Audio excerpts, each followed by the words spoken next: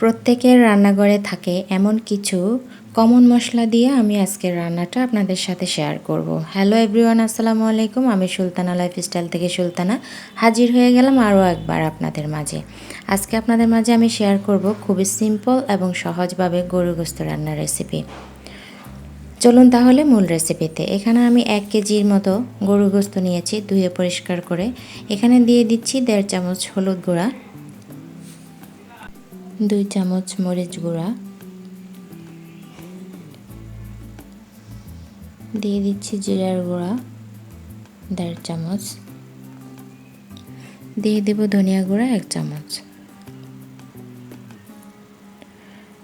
এরপরে আমি দিয়ে দেব লবণ স্বাদ মতো, রসুন বাটা দিয়ে দিলাম 1 চামচ, 1.5 চামচ, দিয়ে দিচ্ছি আদা বাটা 1.5 চামচ। এরপরে দিয়ে দিলাম 1 কাপ পরিমাণ টক দই। সব কিছু দিয়ে আমি ভালো করে হাতের সাহায্যে মেখে নেব।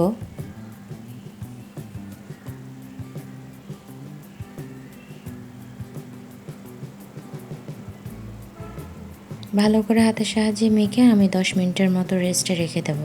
চলে যাব চুলায় আমি পাতিল বসিয়ে দিলাম। দিয়ে দিচ্ছি সয়াবিন তেল, 1/2 কাপ সয়াবিন তেল দিয়ে দিয়েছি। তেলটা গরম হওয়ার পরে আমি দিয়ে দিলাম পেঁয়াজ কুচি। পেঁয়াজটা আমি হালকা ব্রাউন করে ভেজে নেব।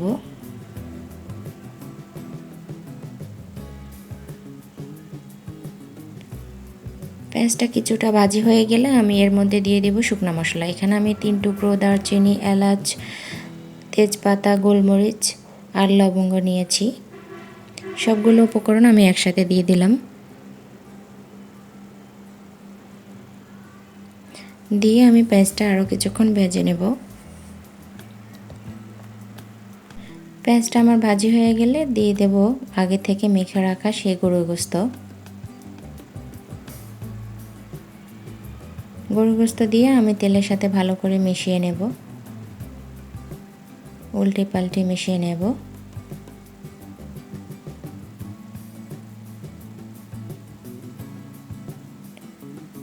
দিয়ে দিব হালকা একটু পানি। যে পাত্রে আমি গরুর গোশতটা মেখে রেখেছিলাম সেই পাত্রটা ধুয়ে সামান্য পরিমাণে পানি দিয়ে দিলাম। এই পানিতে আমার গোশতটা কষানো হয়ে যাবে, এক্সট্রা কোনো পানি আর দেয়া লাগবে না।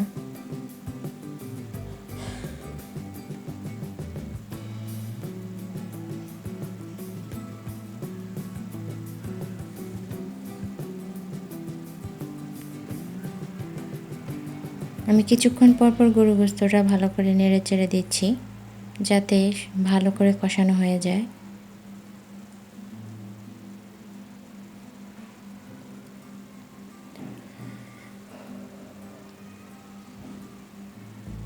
দেখুন গোশতটা অলরেডি কষানো হয়ে যাচ্ছে আর পানি বেরিয়ে আসছে।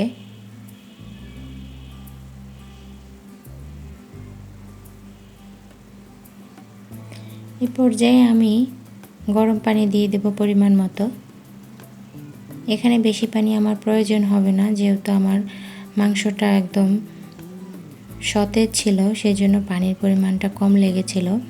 আপনাদের যদি প্রয়োজন করা গোশত হয়ে থাকে তাহলে পানির পরিমাণটা একটু বেশি লাগতে পারে। দেখুন আমার গোশতটা প্রায় শেষের পর্যায়ে হয়ে গেছে। আরও কিছুক্ষণ আমি একটু ঝোলটা শুকিয়ে নেব আর একটু।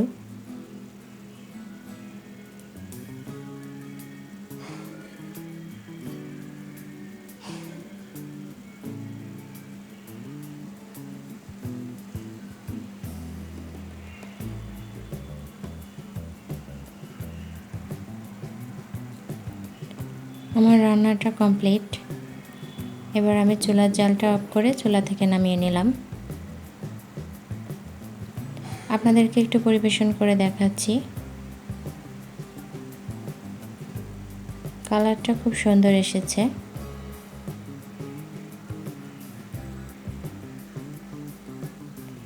দেখতেও যেমন লোভনীয় হয়েছে, খেতেও কিন্তু তেমনই পারফেক্ট হয়েছিল। আপনারা এইভাবে একবার আমার রেসিপিটি দেখে ট্রাই করতে পারেন, আশা করছি ভালো লাগবে। এতক্ষণ পর্যন্ত আমার সাথে যারা ছিলেন তাদেরকে জানাই অসংখ্য ধন্যবাদ। যারা আমার চ্যানেলে নতুন তারা আমার চ্যানেলটি সাবস্ক্রাইব করে আমার পাশে থাকতে পারেন, আর যারা অলরেডি এই কাজটি করেছেন তাদেরকে অসংখ্য অসংখ্য ধন্যবাদ। আমি সুলতানা আজ এখানেই বিদায় নিচ্ছি। দেখা হবে অন্য কোনো দিন অন্য কোনো নতুন রেসিপি নিয়ে। সেই পর্যন্ত সবাই ভালো থাকবেন, সুস্থ থাকবেন। আল্লাহ হাফেজ। আসসালামু আলাইকুম।